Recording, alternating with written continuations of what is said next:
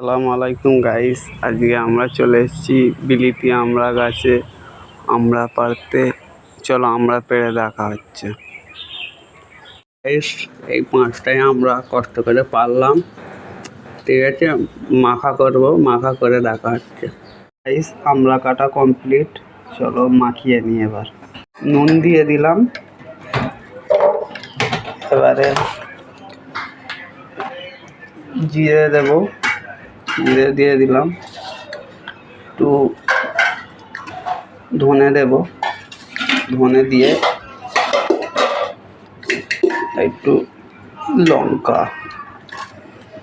লঙ্কা দিয়ে একটু হালকা লেবুর রস দিয়ে দিলাম।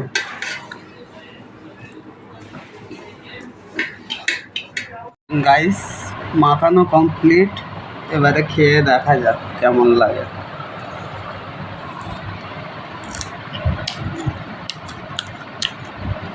টাটকা গাছের আমড়া খুবই টেস্টি। দেখা হচ্ছে পরের ভিডিওতে।